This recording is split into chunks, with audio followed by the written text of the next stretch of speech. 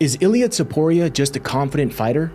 Or proof that belief bends reality? Lo mismo, yo siempre me he declarado como el campeón del mundo y hoy en día yo creo que ya lo soy, ¿no? But this story doesn't start in the UFC. It started thousands of years ago with a little boy in Macedonia. That boy was told by an oracle that he was part god and no man could kill him in battle. Whether that was true or not didn't matter. He believed it. He charged first into every battle, conquered the known world, survived 9 life-threatening wounds. Not because he was divine, but because he believed he was untouchable. That belief shaped how he moved, and that movement rewrote history. That little boy became Alexander the Great. Thousands of years later, a boy in war-torn Georgia made a similar decision, but he didn't need an oracle. He gave himself the prophecy, I'm gonna be the world champion.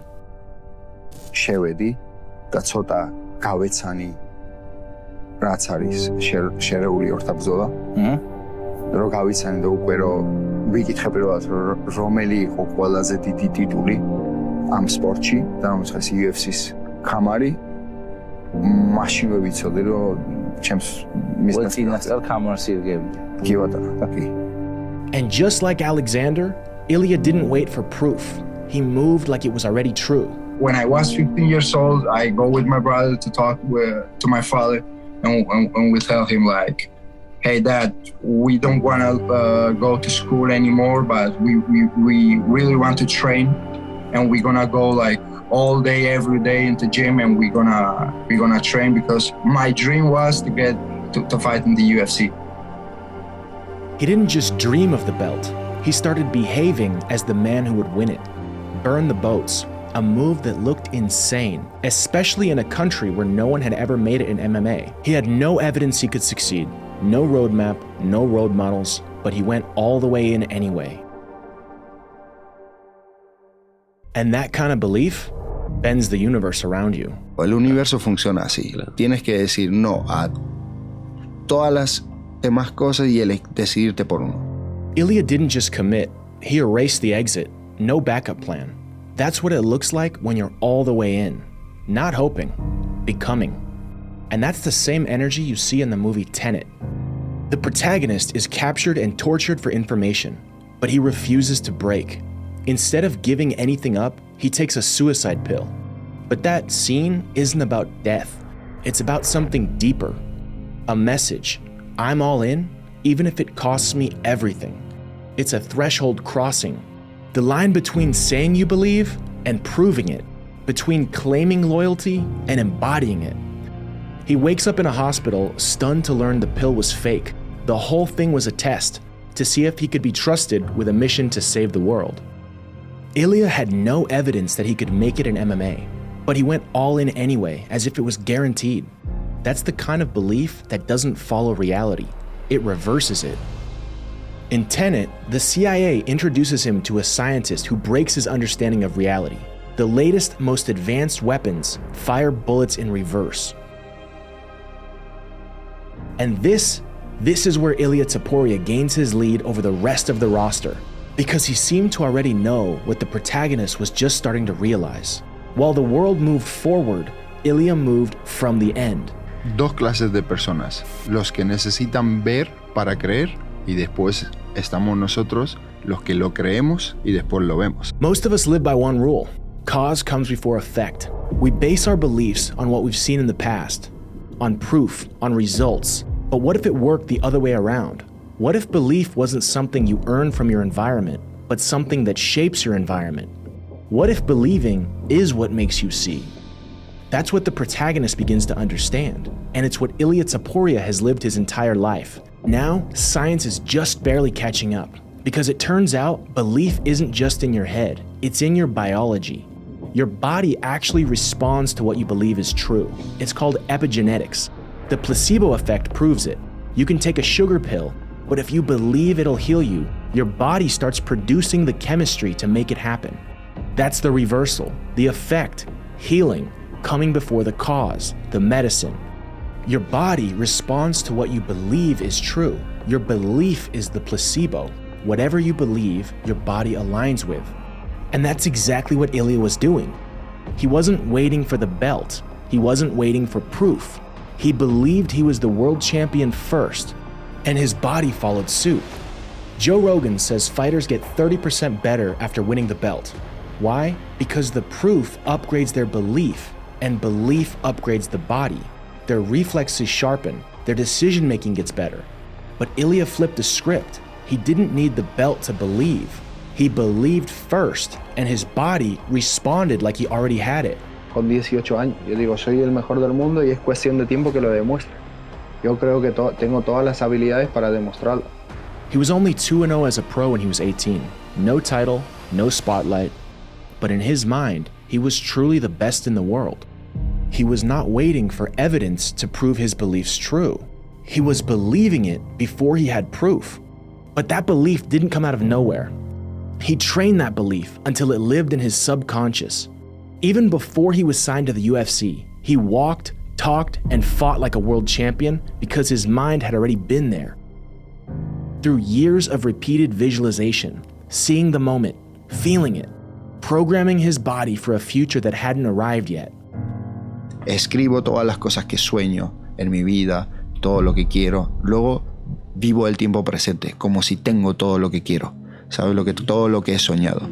Y percibo ese sentimiento de cómo me sentiría yo teniendo todo lo que he soñado en mi vida, ¿no? And here's the thing.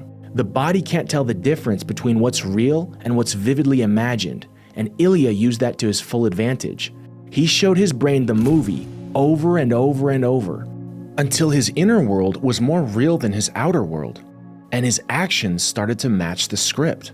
Dios lo he dicho, el ejercicio que utilizo es visualizar qué es lo que quiero en esta vida. Siempre trato de visualizarme de hasta qué punto quiero llegar, qué es lo que me gustaría tener, qué cosas, y así mi cerebro, mi instinto natural como que se programa de forma natural y todo lo que hago en la vida me hace que me acerque a esa versión. And because he believed it so deeply, his body started to adapt.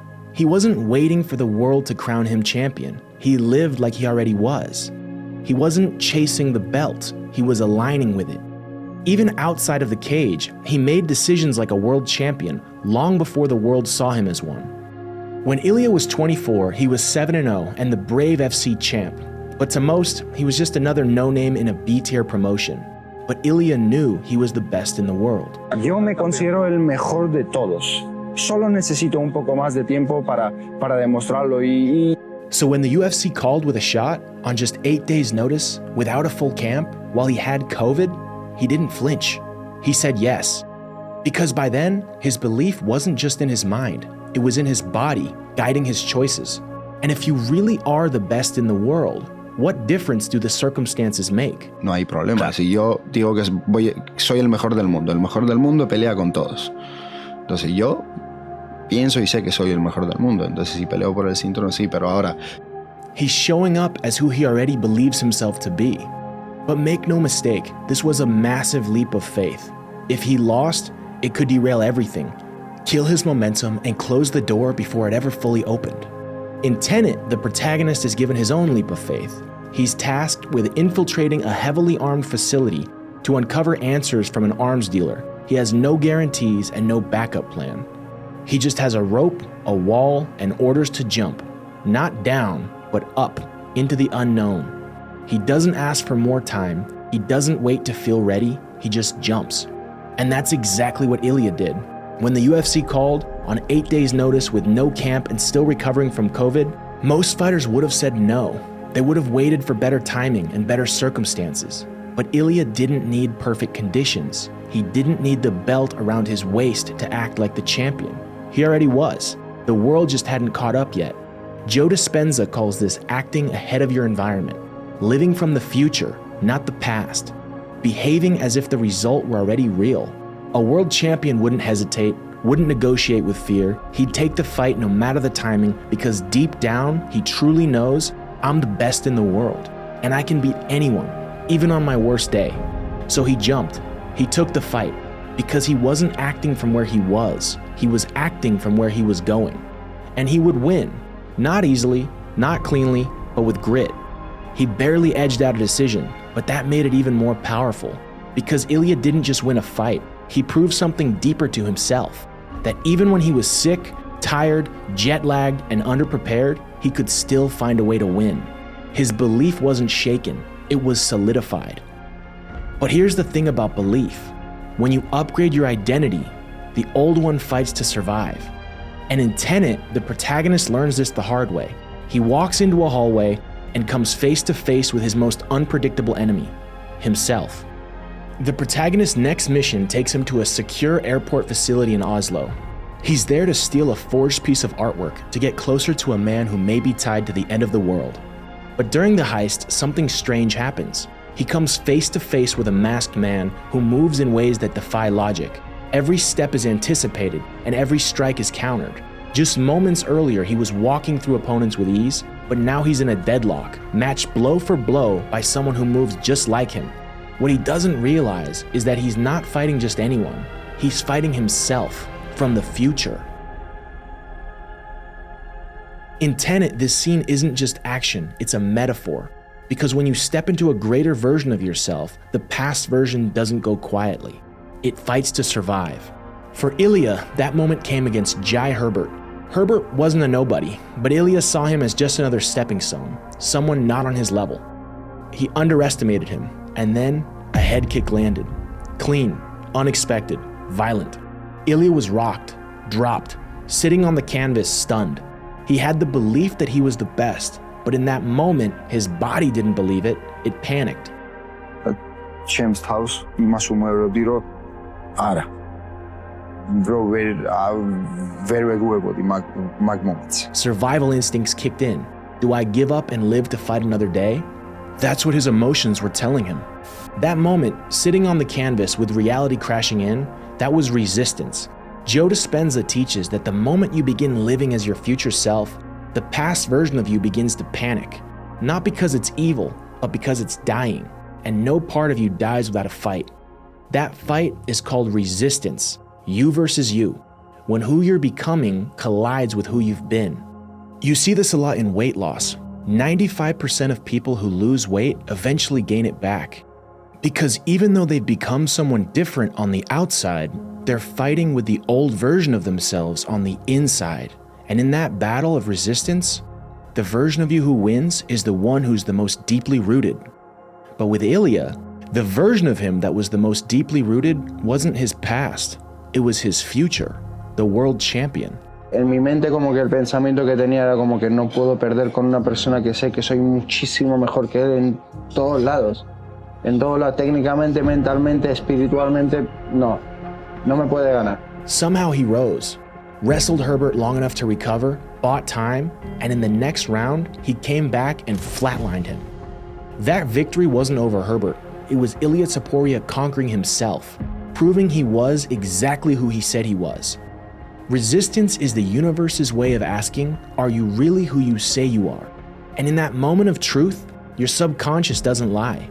It gives you the thoughts, the instincts, and the emotions of who you truly believe you are. Ilia, while barely conscious, knew the answer. He wasn't reacting, he was being led by the identity he had already installed. The version of him who already knew he was the best in the world. That's who showed up. And that belief shaped everything, even the way he chose his fights. While most fighters play it safe and look for favorable matchups, Ilia didn't care. Cualquiera que esté por delante de mí en los rankings, no me llames, acéptalo. Voy a pelear con él. Te quedan pocos, ¿eh? He was acting as his future self. The best in the world will fight anyone, not just good matchups. Ilia's next fight was Bryce Mitchell. At the time, Mitchell was 14-0, while Ilia was 13-0.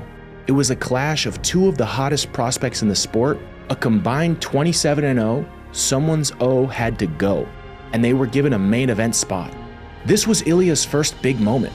No more rising quietly through the ranks. This was the proving ground, main event. Bryce was known for keeping his distance, then dragging you into deep water with high-level grappling. For the protagonist in Tenet, this moment came in a restaurant kitchen, surrounded by enemies, deep in foreign territory. Just like Ilia, main eventing in the US, facing an undefeated American patriot on home soil. The narrative was simple. Bryce was the better grappler, Ilia the better striker. And for the protagonist, the narrative was simple too. He was outnumbered, outgunned, and about to get torn apart. But neither of them followed the script. The protagonist calmly dismantles an entire group of thugs, and Ilia calmly dismantles Bryce Mitchell, adding leg kicks to his arsenal to slow down his movement. They were supposed to throw the protagonist's dead body out the back door, but instead, he walks out, unscathed. Ilia was supposed to not be able to handle Bryce's grappling, but instead, he takes him down and submits him with ease. This is what Joe Dispenza talks about. When your belief is rooted deep enough, you command reality. Ilia didn't fight based on who he believed Bryce was. He fought based on who he believed himself to already be. After he beat Bryce Mitchell, he faced Josh Emmett. Emmett wasn't just beating guys, he was putting them out cold.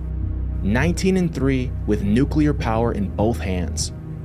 Ilia had a clear advantage in grappling, but instead of wrestling and holding Josh Emmett down, he did the opposite. He worked almost exclusively on his boxing.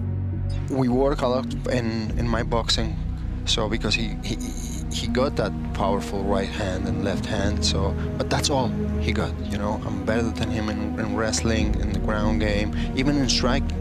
Ilia had the advantage everywhere, grappling, submissions, but for the Emmett fight, he focused exclusively on boxing, not because he needed to, but because the version of him he was becoming, the world champion, would need that skill sharpened to perfection. He wasn't training for Emmett, he was training to become the greatest version of himself. That's what Joe Dispenza teaches. You don't wait to become the future version of you, you live from it now. That kind of decision, to enter the fire without flinching, takes more than skill. It takes identity. This is where the crossover begins, because this fight was his highway scene. In Tenet, the protagonist is thrown into a car chase where time is moving forward and backward at the same time. Enemies are coming from timelines he can't understand, but he doesn't freeze, he adapts, not because he knows every detail, but because he trusts himself to figure it out in real time. Just like Ilia, he didn't know every detail of how the Emmett fight would unfold, but he stepped into the fire anyway, because he trusted who he was, a fighter playing high-speed chess in the chaos, making decisions faster than Emmett could react. That's not just confidence, that's identity. When your identity is rooted in the future, you stop reacting to the moment, you start leading it. Ilia boxed the brakes off Emmett, but it wasn't just his hands that leveled up. He perfected distance, entered and exited the pocket with surgical precision, in and out of range before danger could touch him. This wasn't brawling, this was mastery in motion, high-speed chess at the highest level, and Ilia was always 2 moves ahead. He would put on a masterclass and win a 50-42 decision, a one-sided beatdown. He became undeniable. He was the next up for the title shot. By the time Ilia got to his title shot, he wasn't becoming the champion. He already was. Now he was just walking it out in reality. I already saw all this moving in my mind, you know. It's just a question of time to bring all this in reality. He had been here before, not physically, but internally. He'd seen it, felt it, lived it. So much so, he even changed his Instagram bio before the fight. He wasn't waiting for the belt. He had already claimed the identity, and to him, reality was just catching up. It's just what the protagonist realizes in Tenet. He walks back into a place he's already been. He moves backwards through time and suddenly realizes he's the masked man from earlier. But this time, he's been here before. He's replaying a moment he's already lived. It's a metaphor for timelines collapsing. The past, present, and future are no longer separate. They become one. It sounds crazy, but here's what happened. His future self had already lived through this moment because he'd been there before. He knew his past self would win. This is what Joe Dispenza calls identity first, reality second. The protagonist became the kind of person who could win before the fight ever happened, just like Ilia. He became the champion in his mind long before he stepped in the cage.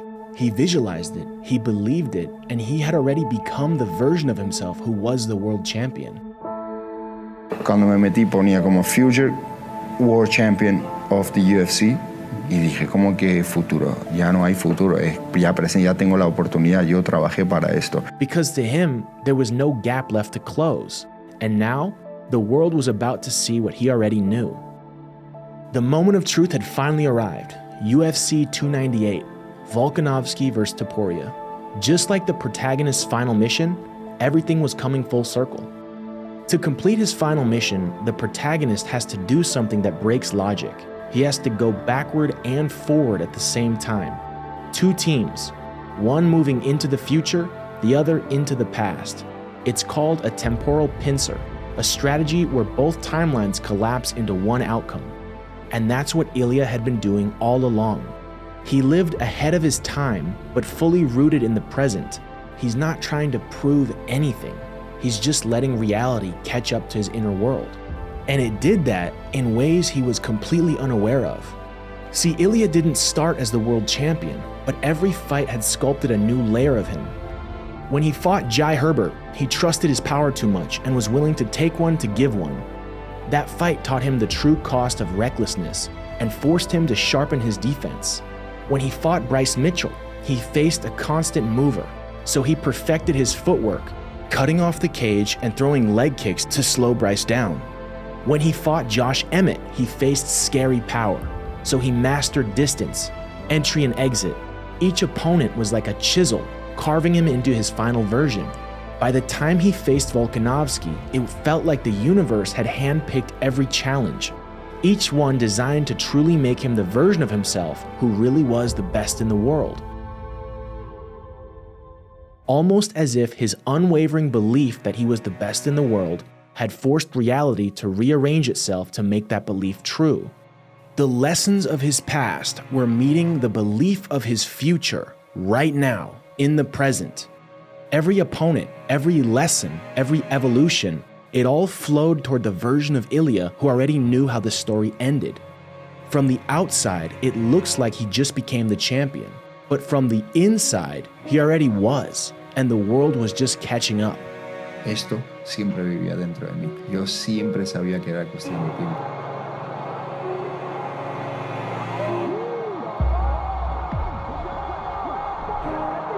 Reality catches up. Ilia gets the belt.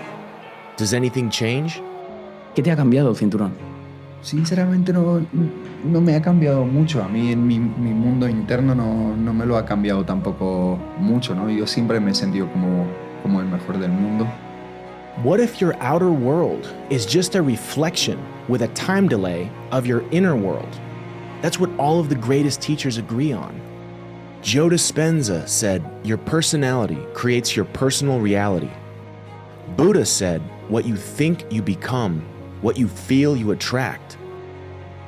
Jesus said, "The kingdom of God is within you, and according to your faith it is done unto you." Neville Goddard taught, "Your reality is just you, pushed out." They're not contradicting each other. They are all saying the same thing. Your reality is a mirror of who you are inside. This is the whole game. This is the cheat code.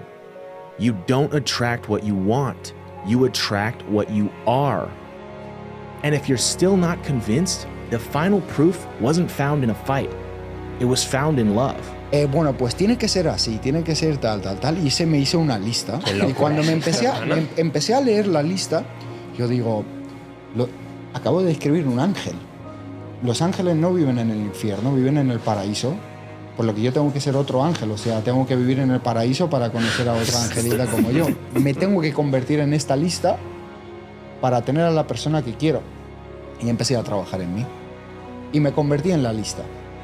Hice todo lo que yo quería que la otra persona me diera, para ver que si de verdad era capaz de hacerlo. Y entonces me convertí en esa persona, y en el momento que me convertí en la persona, apareció la persona. The universe doesn't give you what you want. It gives you what you are. That's the law. That's the whole game. You don't get the life you want. You get the life that matches you. So stop asking for the life and start becoming the person it was built for. Hey guys, if this video hit your soul and you've seen the entire series, please leave a pill emoji because you are the placebo. If you missed the other parts of the series, check them out right here. Make sure to subscribe. Peace.